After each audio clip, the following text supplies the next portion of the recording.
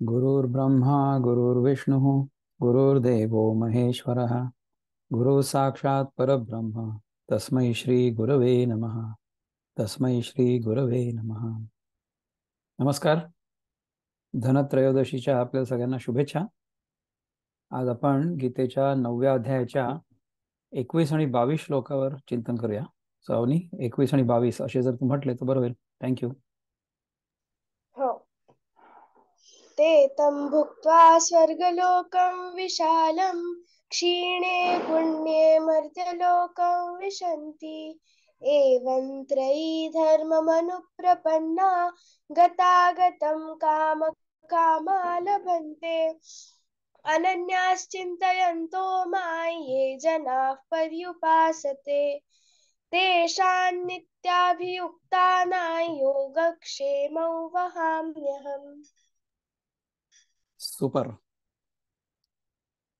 आता let's see की ह्या संस्कृत श्लोकांचा अर्थ आपले गुरु लोक आहेत ते काय सांगतात. 21व्या श्लोकाचा अर्थ बघा. प्रभुपाद काय सांगतात आपल्याला.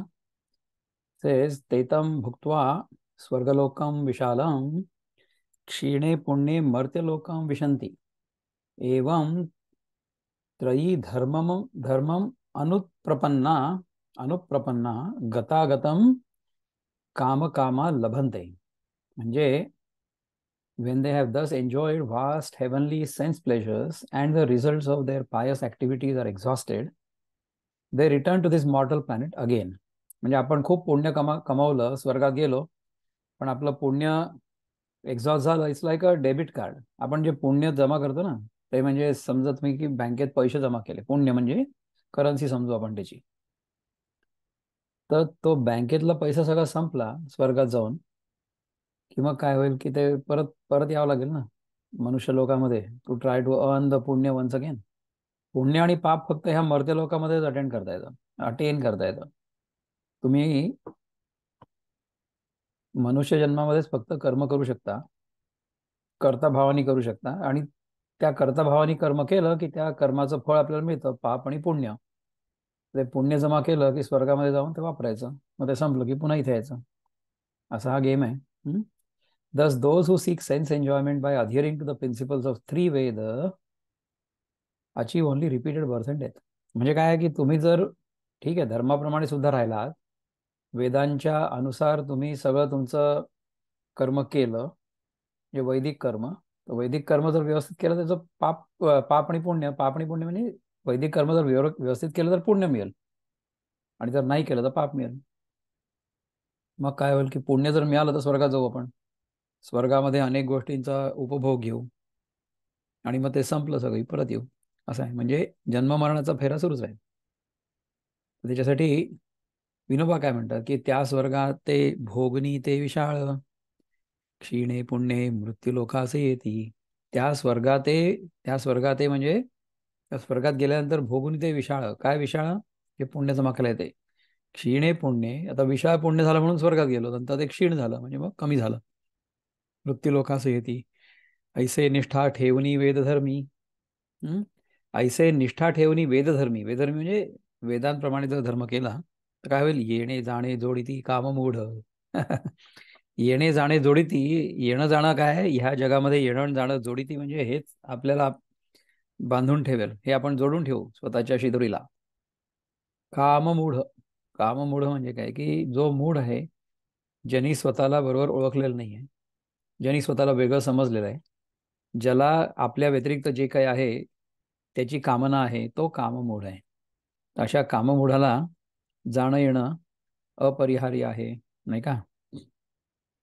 तर आपले जे बंधू आहेत किशोर कुलकर्णी, ते काय म्हणतात बघूया. 21. स्वर्गे स्वर्गसुखे अगणित भोगिती पुण्य सरता या लोकी परतती स्वर्गासाठी वेदोक्त कर्मे करीती जन्म मृत्यू चक्री फिरत राहती. स्वर्गसुखे आणि अगणित भोगिती पुण्य सरता ह्या लोकी परत येती. स्वर्गासाठी वेदोक्त कर्मे करती, परंतु त्याच्यामुळे जन्म मृत्यू चक्री फिरत राहती. Easy to understand, right. असे स्वर्ग लोकीच भोगासी घेत, सरे पुण्य तेव्हा जगी मर्त्य येत.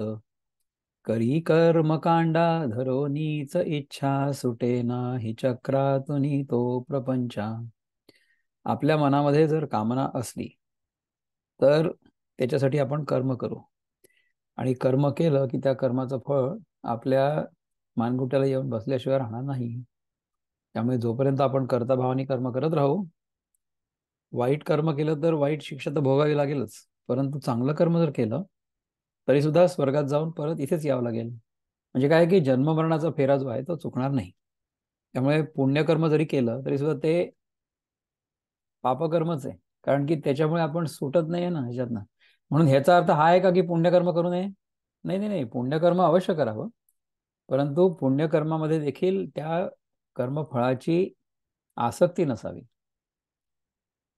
त्या पुण्यकर्मामध्येच आपला आनंद व्यक्त करावा. पुण्यकर्म करत असताना मी करतोय ते पुण्यकर्म अशी भावना नसावी. अशा प्रकारे जर पुण्यकर्म करत राहिलो आपण, तर काय होईल की त्या स्वर्गाची जी आसक्ती आहे मनामधली ती देखील चालली जाईल. That is what should happen. Dnyandev काय म्हणतात बघूया.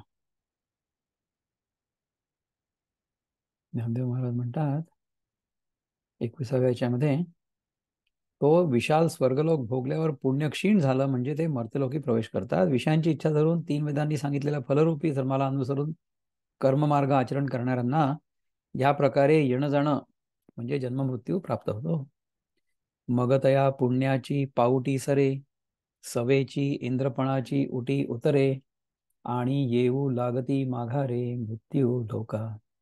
मग त्याच्या पुण्याची पावटी सरे म्हणजे काय की मग त्या पुण्याने प्राप्त झालेला दर्जा नाहीसा झाला की त्याबरोबरच यज्ञकर्त्यात असलेल्या इंद्राच्या ऐश्वर्याचं तेज कमी होतं. आता मला हे काय वाटतं माहिती आहे का पुष्कदा, की आपण जेव्हा पुण्यकर्म करतो ना, म्हणजे चांगलं कर्म या जगामध्ये, in the relative world when we do good things, we develop certain abilities. म्हणजे आपल्या क्षमता वाढतात. आणि इंद्र काय माहितीये का, इंद्र म्हणजे आपलं मन आहे बेसिकली. इंद्र म्हणजे आपल्या इंद्रियांवर ज्याचा ताबा असतो तो म्हणजे मन आहे. तर जर आपल्या मनाचा इंद्रियांवर ताबा असला तर आपण नेहमी स्वर्गात राहू शकतो. म्हणजे काय की आपण चांगली कर्म करून आपल्याला विकसित केलं, आपलं मन विकसित केलं, आणि आपलं मन विकसित केल्यानंतर त्या मनाचा आपल्या इंद्रियांवर समजा पगडा असला म्हणण्यापेक्षा की नियंत्रण असलं, म्हणजे जेव्हा पाहिजे तेव्हा ती तुम्ही इंद्रिय वापरा आणि नको तेव्हा तिला तुम्ही आवरून ठेवा. आपल्याला ते आठवतं दुसऱ्या अध्यायातलं कासवाचं उदाहरण दिलं होतं आपल्याला भगवंतानी, की जसं कासव आपली अंग जेव्हा आवश्यक असेल तेव्हा बाहेर काढतो आणि इतर वेळेस तो आवरून ठेवतो. तर तशा प्रकारे जेव्हा आपल्या मनाचं आपल्या इंद्रियांवर नियंत्रण असतं तेव्हा आपण स्वर्गातच असतो, तेव्हा आपणच इंद्र असतो. तर अशा प्रकारचा स्वर्गाचा अनुभव जो आहे ना, तो अनेक जन्मांच्या चांगल्या कर्मामुळे आपल्याला इथेच मिळू शकतो. स्वर्ग नावाची वेगळी जागा कुठे? स्वर्ग आणि नरक या दोन्ही गोष्टी ज्या आहेत ना, त्या मनाच्या अवस्था आहेत. तर जर आपलं मन शुद्ध असलं, सात्विक असलं, आणि आपल्या इंद्रियांवर पूर्णपणे ताबा असला तर आपण स्वर्गात असतो. आणि नसला तर मग आपली इंद्रिय आपल्याला नाचवतात, म्हणजे मग आपण नरकात असतो, नाही का? इंद्रिय म्हणजे तुम्ही नर असं समजा, नर. आणि इंद्र म्हणजे मन असं समजा. तर इंद्रियांमध्ये जर आपण अडकलो, विषयांमध्ये आपण अडकलो, तर आपण नरकात राहू. आणि त्यांच्यावर जर ताबा मिळवला तर आपण इंद्राच्या लेवलपर्यंत वर जाऊ. हं? हे काही कुठे मी पुस्तकात नाही वाचलंय, हे मला जे आत्ता सुचलं आणि वाटलं ते मी तुम्हाला सांगतो. आणि स्वर्ग आणि नरक काय आहे हे आपल्याला कुठे जाऊन शोधायची काही गरज आहे का? आपल्या इथेच आपल्या मनाची जशी अवस्था असेल त्यानुसार आपला अनुभव स्वर्गासारखा असू शकतो किंवा नरकासारखा देखील देखील असू शकतो. तर जर आपल्या मनामध्ये विषय असले, विषयांप्रती कामना असल्यात, आणि त्या कामनापूर्तीसाठी जर आपण कर्म करत राहिलो आणि मग पाप पुण्य आपल्याला मिळत राहिलं, तर मग आपण नरकातच राहू. म्हणजे काय की पुण्य जरी मिळालं तरी ते पापमयच. पुन्हा एकदा विचार करा. कारण की it is still binding us to the relative world. जोपर्यंत आपण ह्या दृश्य जगताला सत्य मानतो आहोत आणि त्याच्यात असलेल्या सगळ्या वस्तूंच्या मागे लागलेलो आहोत, तोपर्यंत आपल्याला सुटका नाही है ना. जैसा वेशाभोगी कवडावेचे, मग दारही चेपू नये तियेचे, तैसे लाजिरवाणे दीक्षितांचे काय सांगो. ज्याप्रमाणे वेशेच्या नादात पैसा नाहीसा होतो, मग तिच्या दाराला हात लावायची सोय राहत नाही, कारण की ती पैसे घेतल्याशिवाय तुम्हाला आत्मा येऊ देणार नाही. त्याप्रमाणे पुण्याची पुंजी सरलेल्या यज्ञकर्त्यांची स्थिती लज्जास्पद आहे. त्याचं काय वर्णन करावं. म्हणजे बघा की ज्यांनी यज्ञ करून पुण्य कमवून स्वर्गात जाऊन हे सगळं केलेलं आहे. म्हणजे आपल्याला असं वाटतं ना की आपण कुठलंही पुण्यकर्म केलं, चांगलं कर्म केलं, वैदिक कर्म केलं की आपल्याला स्वर्गप्राप्ती होईल. तर त्यांचं जेव्हा पुण्य नाहीसं होतं तेव्हा त्यांची अवस्था काय होते की ज्याप्रमाणे वेश्येच्या नादात पैसा नाहीसा होतो आणि मग तिच्या दाराला हात लावायची सोय राहत नाही. कशी उपमा दिली आहे बघा. भयावह आहे. त्यामुळे स्वार्थी इच्छेनी जर वैदिक कर्म आणि पुण्यकर्म केलं आणि पुण्य जमा केलं तर शेवटी त्याचा अंत देखील दुःखामध्येच होणार आहे. एवं थितिया माते चुकले, जी ही पुण्ये स्वर्ग कामिले, तया अमरपण ते वावो झाले अंती मृत्यूलोकू. ह्याप्रमाणे ज्यांनी पुण्याच्या जोरावर स्वर्गाची हाव धरली ते नित्य जवळ असणाऱ्या मला चुकले. म्हणजे काय झालं की आपला जो अंतरात्मा आहे किंवा आपली जी स्वतःबद्दलची जाणीव आहे, जे खरं सत्य आहे, त्याच्या व्यतिरिक्त आपण जे काही आपल्याला आपल्यापेक्षा अन्य आहे असं वाटतंय त्याच्या मागे लागलो. त्यामुळे आपण आपल्या अंतरात्म्याला मुकलो. आणि तो अंतरात्मा म्हणजे कृष्ण, मी स्वतः. बरोबर आहे ना. आणि त्यांचं अमरपणही व्यर्थ गेलं. म्हणजे त्यांना स्वतःच्या अमरत्वाची जाणीव झाली नाही. जर आपण जगाला सत्य मानून त्याच्या मागे लागत राहिलो तर आपलं जे खरं स्वरूप आहे, जे अमर आहे, त्याची आपल्याला जाणीव होणार नाही. आता त्यांना पूर्वीचा मृत्यूलोक पुन्हा प्राप्त झाला, म्हणून काय झालं, पुन्हा आपण मृत्यूलोकात आलो. मातेच्या मातेच्या उदरकुहरी, पचूनी विष्ठेच्या दाथरी, उकडूनी नवमासवरी, जन्मजन्मोनी मरती. आईच्या पोटरूपी गुहेत नरकाच्या उकडीतील थरात 9 महिनेपर्यंत उकडून पुन्हा पुन्हा ते जन्माला येऊन मरतात. पुन्हा पुन्हा जन्माला येऊन मरणं म्हणजे नरक नाही आहे का. जर आपण पुण्य कमवलं तर ते पुण्य संपलं आपलं की पुन्हा आपण जन्म मरणाच्या फेऱ्यात येऊन अडकू. आगा स्वप्नी निधान फावे, परी चेलिया हारपे आघवे, तैसे स्वर्ग सुख जाणावे वेदज्ञाचे. अर्जुना, स्वप्नामध्ये द्रव्याचा ठेवा सापडतो, पण जागे झालं असताना तो सर्व नाहीसा होतो. त्याचप्रमाणे वेद जाणणाऱ्या यज्ञकर्त्याच्या स्वर्गसुखाचं समजायचं. वेद जाणणाऱ्या यज्ञकर्त्याचं जे स्वर्गसुख आहे ते कसं आहे की आपण इथे काहीतरी चांगलं कर्म केलं, वैदिक कर्म केलं, पुण्य मिळालं, स्वर्गात गेलो, स्वर्गाचं सुख पण मिळालं. पण काय झालं, स्वप्नामध्ये जसा द्रव्याचा ठेवा सापडतो पण जागा झाला असता सर्व नाहीसा होतो. जो स्वतःच्या स्वरूपामध्ये जागा झालेला आहे ना, त्याला ह्या स्वर्गसुखाची देखील आसक्ती उरणार नाही. कारण की स्वर्गसुख जे आहे ते देखील येणारं जाणारं असं आहे ना. आगमा अपायन्या अनित्या, अनित्य आहे. तर अशा प्रकारच्या अनित्य वस्तूमध्ये आपलं मन न अडकवणं हाच मोक्ष आहे. आणि तो आत्ताच्या आत्ता आपल्याला शक्य आहे. कसं शक्य आहे, जर आपल्याला कळलं आपण कोण आहोत तर. आपण जोपर्यंत स्वतःला जे आपण नाही आहोत, म्हणजे आपण खरं तर देह नाही आहोत, परंतु देह आहोत असं समजतंय. देह मी नसून देखील मी देह आहे असं जेव्हा मी मानतो तेव्हा मी मोहित झालेला असतो. अशा प्रकारच्या मोहातून जी मुक्ती आहे किंवा अशा प्रकारच्या मोहाचा जो क्षय आहे तो आहे मोक्ष.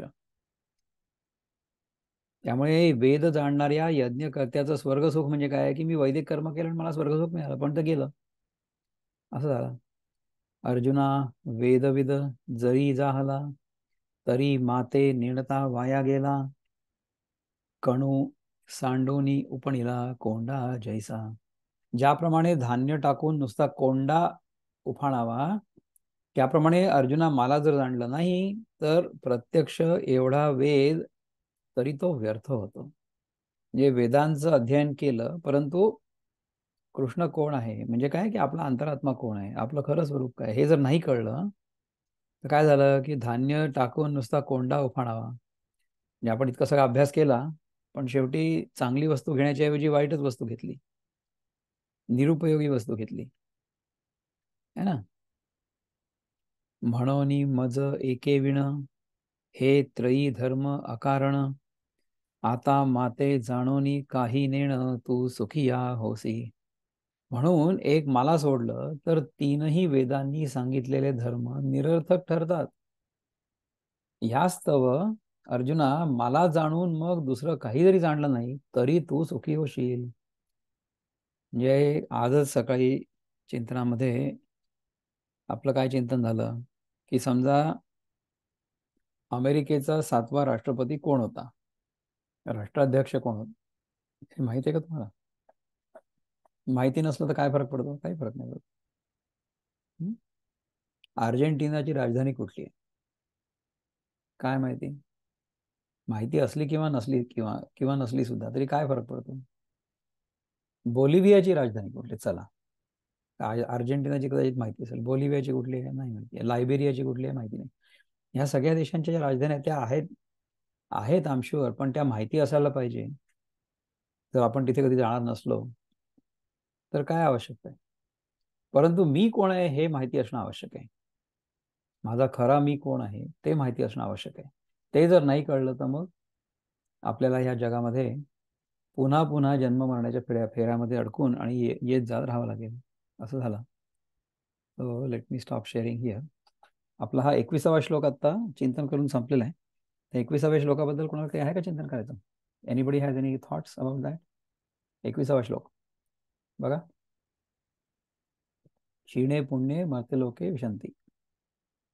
आपलं पुण्य क्षीण झालं की आपण मर्त्य लोकामध्ये पुन्हा येणार. Make sense? त्यामुळे पुण्यकर्म हे स्वार्थबुद्धीने फळाच्या आशेने जर केलं आणि ते फळ खरं मानलं तर आपल्याला जन्म मरणाचा फेरा चुकणार नाही, येत राहील. So let's do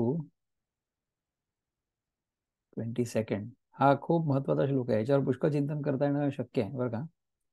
let us see what 22nd वर्स इज. कोणी अनम्यूट केलं का? कोणाला बोलायचं आहे काही? Anybody wants to say anything?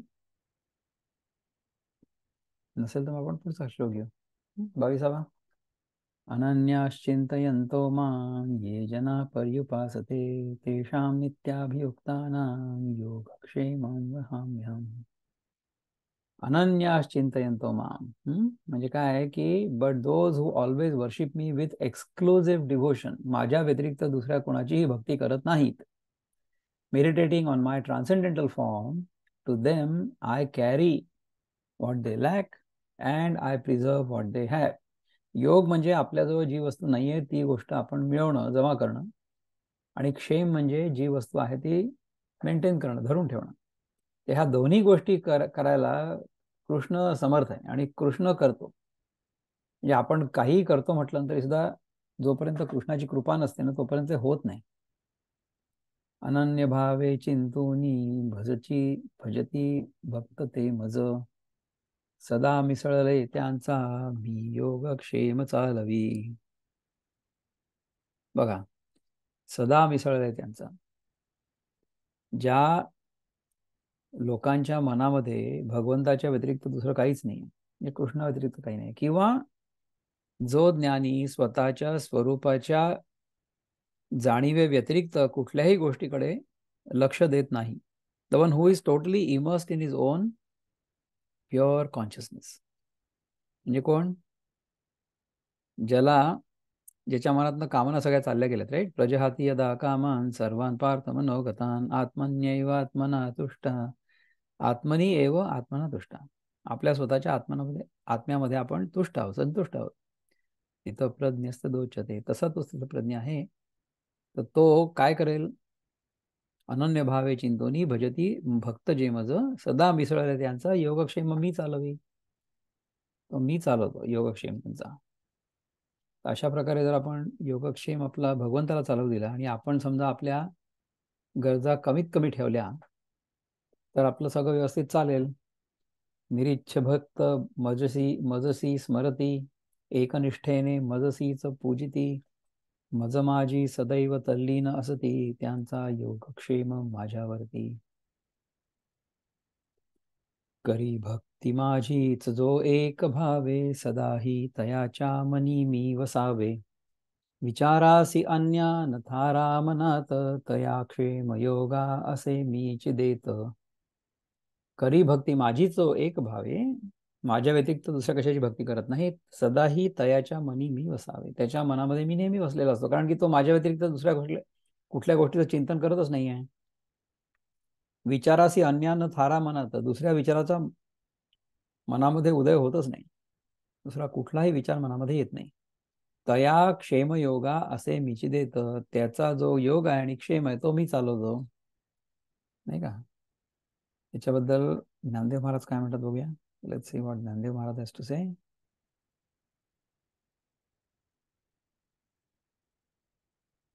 Dnyandev says 22चं जे मराठी ट्रान्सलेशन आहे ते आहे की एकनिष्ठेने माझे चिंतन करणारे जे जन माझी उपासना करतात त्या सतत माझ्या ठिकाणी चित्ताने युक्त असलेल्या जनांचा म्हणजे सायुज्य अथवा मत्सेवा पाहिजे, यापैकी पाहिजे असेल त्या गोष्टीचा योग म्हणजे अप्राप्त वस्तूची प्राप्ती आणि क्षेम म्हणजे प्राप्त वस्तूचे रक्षण मी करतो. पै सर्व भावेसी उखिते जे वोपिले मज चित्ते जैसा गर्भगोळू उद्यमाते कोणाही नेणे. जे सर्व प्रकारच्या वृत्तींसहित चित्ताने मला उक्ते विकले गेले, उक्ते विकले गेले, पुरते विकते गेले, मला माहित नाही उक्ते या शब्दाला काय. त्याप्रमाणे मातेच्या गर्भातील मूल कोणत्याही व्यवहाराला जाणत नाही. ज्याप्रमाणे मातेच्या गर्भातलं मूल कोणत्याही व्यवहाराला जाणत नाही, सर्व प्रकारच्या वृत्तींसहित चित्ताने मला उक्ते विकले गेले, पूर्णपणे विकले गेले असं समजू आपण इथे. ठीक आहे.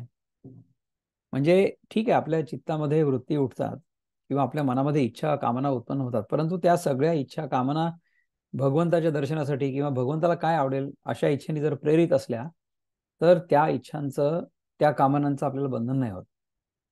ठीक आहे. ज्याप्रमाणे मातेच्या गर्भातील मूल कोणत्याही व्यवहाराला जाणत नाही, कारण की ते मातेच्या गर्भामध्ये बसलेलं आहे, त्याचं सगळं रक्षण त्याची माता करते, त्याला बाकीच्या इतर जगाची काहीही चिंताच नाही, व्यवहार पण नाही. तैसा मी वाचून काही आणिक गोमटेची नाही मजची नाम पाही जिणे या ठेविले. त्याचप्रमाणे माझ्याशिवाय दुसरं काही ज्यांना बरं वाटत नाहीये आणि पहा ज्यांनी आपल्या जगण्यास माझंच नाव ठेवलंय, म्हणजे काय, ज्यांनी माझी सेवा करण्यातच आपल्या जीविताची सार्थकता मानलेली आहे. ऐसे अनन्य गतिके चित्ते चिंतित ते माते जे उपासिती तयाते मीची सेवी. म्हणजे पहा, याप्रमाणे एकनिष्ठ चित्ताने माझं चिंतन करत असताना जे माझी उपासना करतात त्यांची सेवा मीच करतो. म्हणजे काय की आपल्याला समजा आपल्या स्वरूपाचं दर्शन व्हावं अशी तीव्र इच्छा निर्माण झाली आणि आपण बाकीचे सगळे त्याच्या आधीचे जे स्टेप्स आहेत ते केले. कुठले स्टेप्स आहेत त्याच्या आधीचे? पहिले तर हे आहे की विवेक आणि वैराग्य, खरं काय खरं नाही आहे आणि खरं काय नाही आहे त्याच्यामधला विवेक, आणि जे खरं आहे त्याला धरून ठेवायचं आणि जे खोटं त्याला सोडून द्यायचं. वैराग्य, शमदमादी षटसंपत्ती आपण बघितलंय, आणि मग शेवटी मोक्षत्व. हे जेव्हा असतं ना तेव्हा याप्रमाणे एकनिष्ठ चित्ताने माझे चिंतन करत असताना जे माझी उपासना करतात त्यांची सेवा मीच करतो. अशा प्रकारे जर आपण राहिलो तर त्यांची सेवा मी करतो, म्हणजे काय की त्यांना जे काही लागेल ते मी पुरवतो, त्यांना जे लागेल ते मी पुरवतो, आणि ज्यांना त्यांच्याजवळ जे राखून ठेवण्याची आवश्यकता आहे ते मी राखून पण ठेवतो. तुम्ही विचार करा की पुष्कळदा म्हणजे माझ्या जीवनात तर अनेक वेळा असा अनुभव आलेला आहे की समजा एखादी वस्तू कुठे राहिली. एकदा तर माझ्या आईची पर्स राहिली होती बँकेमध्ये, विचार करा, अमेरिकेत. ती सकाळी 9-10 वाजेपासून ते संध्याकाळी 5 पर्यंत बँकेतच होती. मग आम्हाला ते रात्री संध्याकाळी 4:30-4:45 लक्षात आलं. मी बँकेत फोन केला.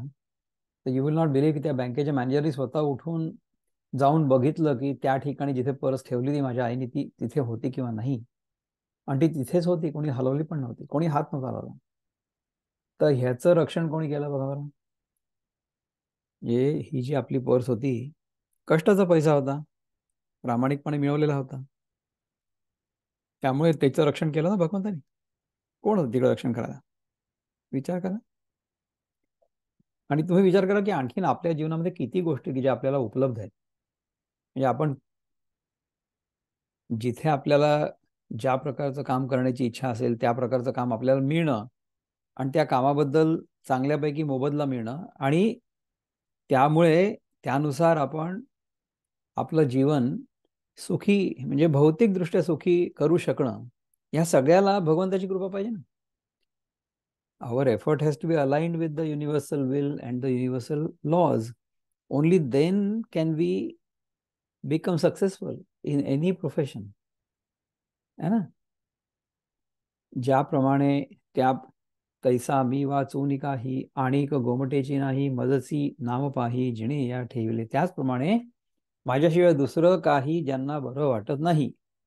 आणि पहा, ज्यांनी आपल्या जगण्यालाच माझं नाव ठेवलं आहे, ज्यांनी माझी सेवा करण्यात आपल्या जीविताची सार्थकता वाटते, ऐसे अनन्य गतिके चित्ते चिंतित साते माते जे उपासिती तया ते मीची सेवी. याप्रमाणे एकनिष्ठ चित्ताने माझं चिंतन करत असता जी माझी उपासना करतात त्यांची सेवा मीच करतो. पहा, ते एकवटूनी जे क्षणी अनुसरले गा माझी ये वाहणी, तेव्हाची तया चिंतवणी मजची पडली. ते त्या क्षणात एकनिष्ठ होऊन माझ्या मार्गाला लागले. म्हणजे काय की मला भजावयास लागले. त्याच वेळेला त्यांच्या संबंधाच्या काळजीचा बोजा माझ्यावर येऊन पडला. जर एखादी व्यक्ती श्रीकृष्णाचं चिंतन नेहमी करत असेल तर त्याचा जो प्रपंच आहे किंवा त्याचं जे भौतिक कामकाज आहे त्याच्यामध्ये भगवंत हातभार लावेलच ना. का नाही लावणार. ते ज्या क्षणात एकनिष्ठ होऊन माझ्या मार्गाला लाभले किंवा म्हणजे मला भजावयास लागले त्याच वेळेला त्यांच्या संबंधांच्या काळजीचा बोजा माझ्यावर येऊन पडलाय. तुम्ही नका काळजी करू आता.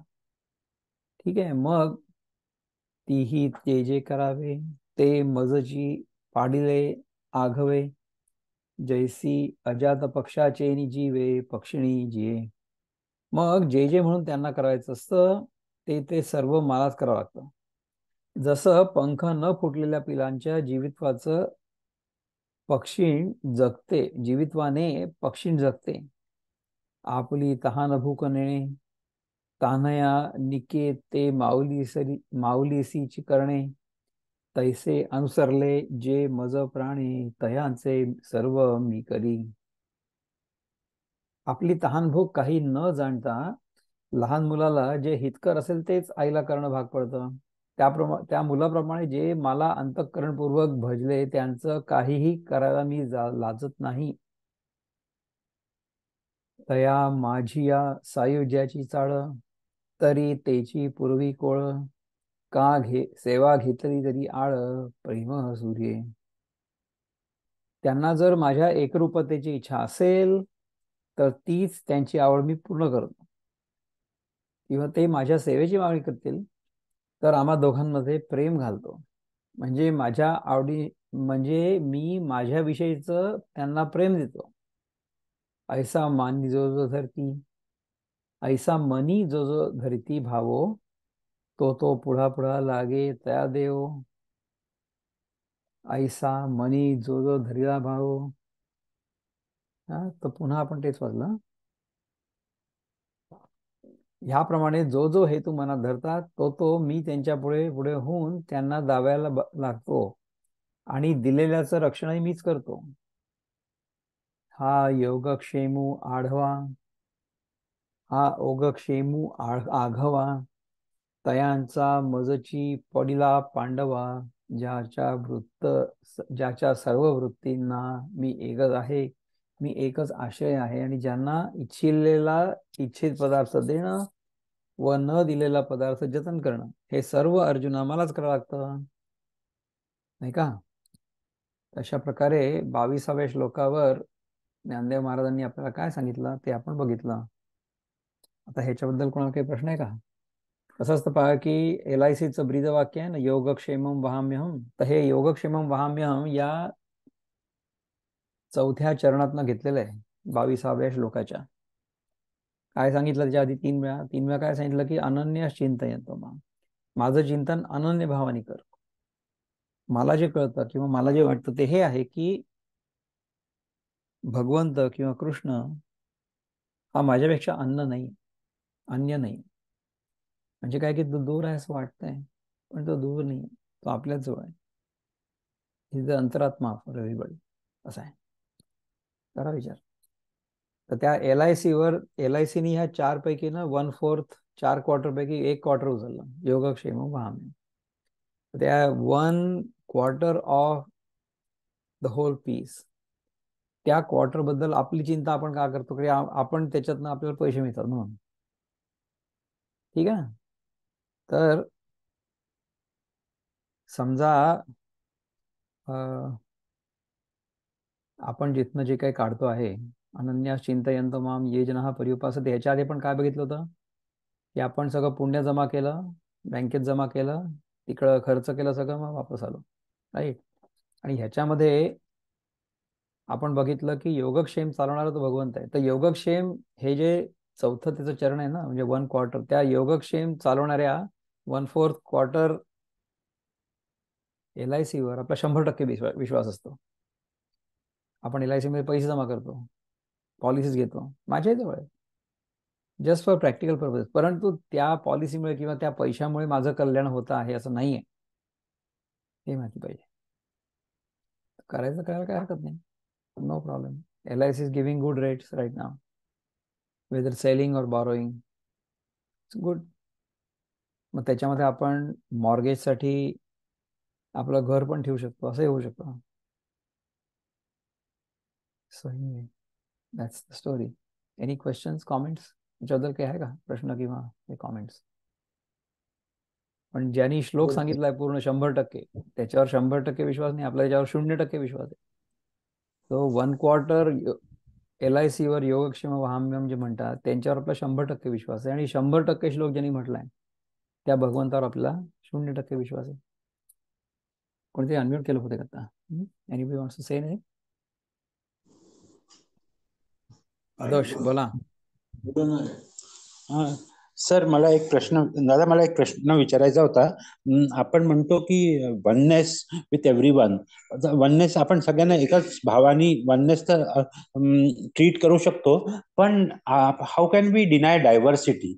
कारण काय, आपल्या देशात इतका डायव्हर्स आहे, मग वर्ल्ड अजूनही, वर्ल्डचा पाहायला व्ह्यू घेतला तर वर्ल्ड अजूनही डायव्हर्स आहे. आपण सगळ्यांशी चांगले राहू, पण how can diversity go away? की बऱ्याच लोकांचं असं म्हणणं आहे, डायव्हर्सिटी इज ब्युटिफुल, असंही म्हणणं आहे. तर हा मला जरा इथे थोडस डिफरन्स खटकून राहिला होता बऱ्याच वेळेस, पण मी शेवटी I became bold enough and told you this. बरोबर आहे.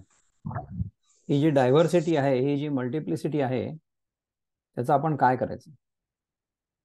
तर बघा, मल्टिप्लिसिटी जरी बाहेर दिसली ना आपल्याला, तरी सुद्धा आपल्या मनामध्ये जेव्हा आपलेपण असतो तेव्हा ते डिफरन्सिएशन, मल्टिप्लिसिटी याचा काही फरक नाही पडत. आता तू विचार कर की तुझ्याच परिवारामध्ये 5 लोक आहेत, समजा आई आहे, वडील आहे, बायको आहे, मुलगा आहे आणि सासू आहे.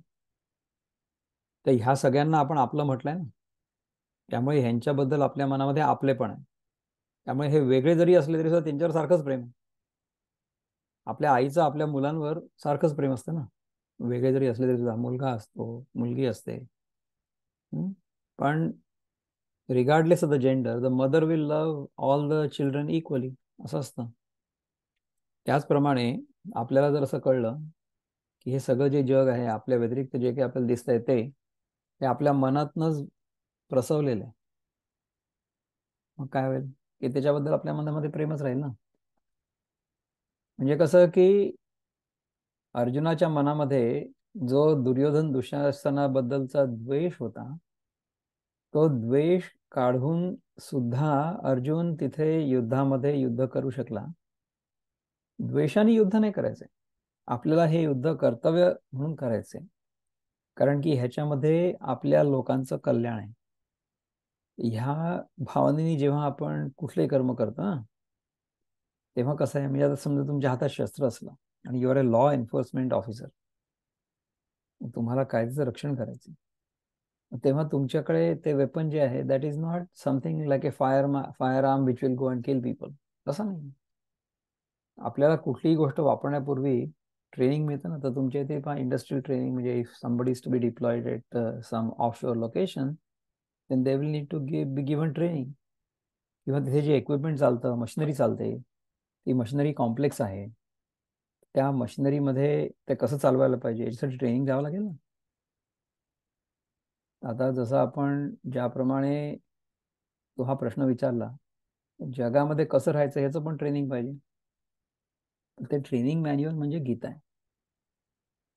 तर जग जरी आपल्याला वेगळं दिसत असलं, मल्टी फॅसेटेड दिसत असलं, विभिन्न दिसत असलं, तरी सुद्धा त्याच्या मुळाशी काय, त्याच्या मुळाशी एकच तत्व आहे. ते कुठलं तत्व आहे? ते मीच आहे. ते जे तत्व आहे ते मीच आहे, तत्वमसी. तर तशा प्रकारच्या जगाचा आपल्याला बोध झाला तर आपण त्याच्याशी कसं डील करायचं हे स्वतः ठरवू, नाही का. किंवा आपण जर व्यवस्थित राहिलो ना, तर आपला जीव वाचवण्यासाठी भगवंत कोणाला तरी धाडेल, जेव्हा त्याची आवश्यकता असेल तेव्हा. असं होईल. तर जगाला सुधारण्याचा प्रयत्न आपण नाही करू. जगामध्ये बरे वाईट लोक राहतच आलेले आहेत आणि नेहमीच राहतील. आपण जे वाईट लोक आहेत त्यांच्याकडे इग्नोर करावं, त्यांच्याकडे लक्ष फिरवावं, आणि जे चांगले लोक आहेत त्यांना धरून ठेवावं. असं होत आहे. Any other questions? दादा नमस्ते, मी स्मिता बोलते. बोला स्मिताताई. हा, माझा जरा गोंधळ झालाय, कारण तुम्ही म्हणालात की समजा एका माणसाचं तो स्वर्गात गेला आणि त्याचं जे पुण्यकर्म होतं ते संपलं आणि तो परत आला, पण मग त्या माणसाच्या आयुष्यात जर चांगलं काहीतरी झालं तर मग आपण असं का म्हणतो की त्याच्या पुण्यामुळे त्याला चांगलं फळ मिळालं? Is that a fallacy? No, it is not a fallacy. तुम्हाला आत्ता काय सांगितलं ह्या पण आपण ते चिंतनामध्ये? आधी केलेलं जर पुण्य संपलेलं असेल तर त्याचं मग त्याला फळ पुढच्या आयुष्यात कसं मिळालं? बरोबर आहे. आता बघा की स्वर्ग आणि नरक ह्या दोन इथल्यापेक्षा वेगळ्या जागा नाही आहेत. आपण ह्याच्या आधी पण चिंतन केलेलं आहे. स्वर्ग आणि नरक म्हणजे आपल्या मनाची स्थिती, असं आहे. तर समजा आपलं सगळं पुण्य एक्झॉस्ट झालं तर मर्त्य लोकांमध्ये आपण कसं काय येऊ? आपण ह्याच्या आधीच्या श्लोकांमध्ये, आधीच्या अध्यायांमध्ये पण बघितलं होतं ना, की समजा आपण अशा प्रकारे चांगलं कर्म केलं तर मग आपला जन्म चांगल्या घराण्यात होईल, श्रीमंत घराण्यात होईल किंवा योगी लोकांच्या घराण्यामध्ये होईल, आणि मग तिथे आपल्याला पुन्हा एकदा ह्या सगळ्या शाळेतनं ग्रॅज्युएट व्हायची संधी मिळेल. शाळा कुठली आहे? जीवन म्हणजे शाळा आहे. स्वर्ग देखील इथेच आहे आणि नरक देखील इथेच आहे. स्वर्ग म्हणजे काय माहितीये का, की आधीच्या जन्मी जर आपण पुण्य केलं असेल ना चांगलं, तर आपल्याला चांगल्या घराण्यामध्ये ह्या जन्मामध्ये जन्म मिळतो, तो स्वर्ग आहे. ओके, ठीक आहे. परंतु ह्या स्वर्ग लोकामध्ये म्हणजे आत्ता जो जन्म येतो त्याच्यामध्ये जर, म्हणजे आता आपण सगळेच्या सगळे जे इथे आहोत ते सगळे सुखवस्तू आहोत, आपण चांगल्या परिस्थितीमध्ये जन्माला आलेलो आहोत. तर ह्या जन्मामध्ये जर आपण हे सगळं शिकून आणि ह्याच्या पलीकडे जर नाही गेलो तर मग काय होईल? मग आपण पुन्हा त्या नरकात अडकू.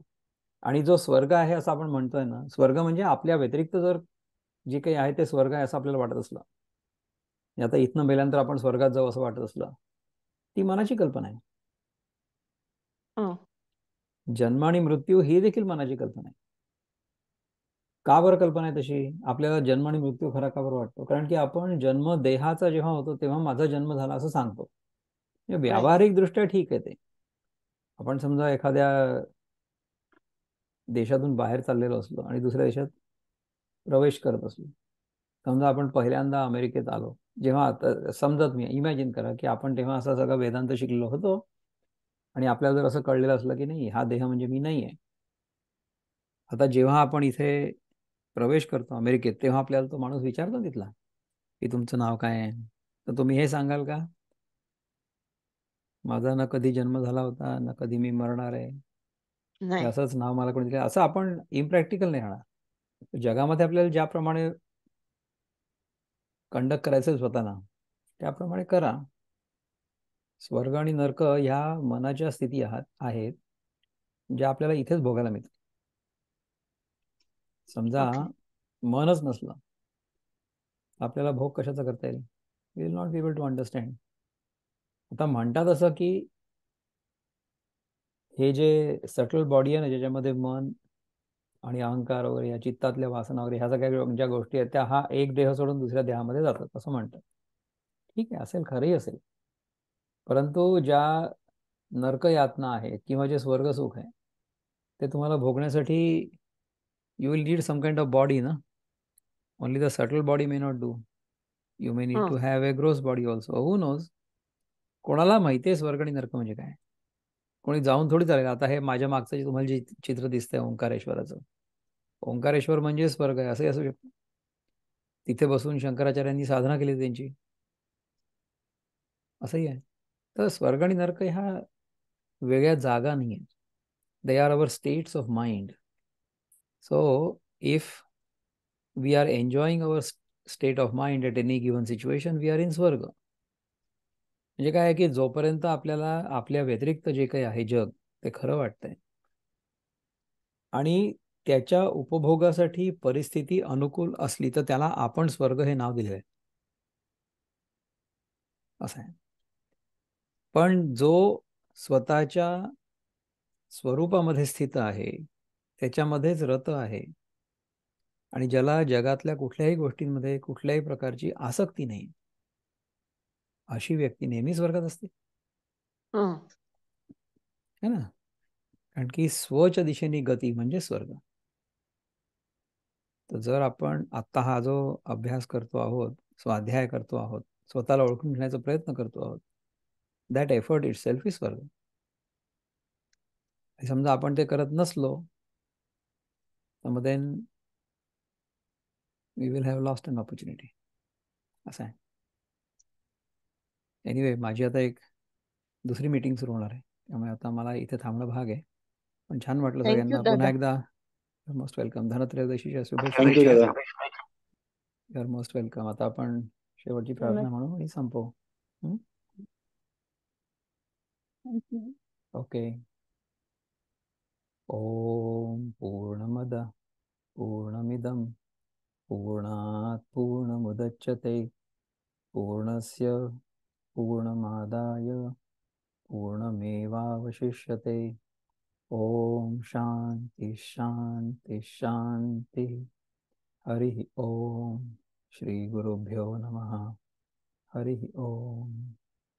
नमस्कार.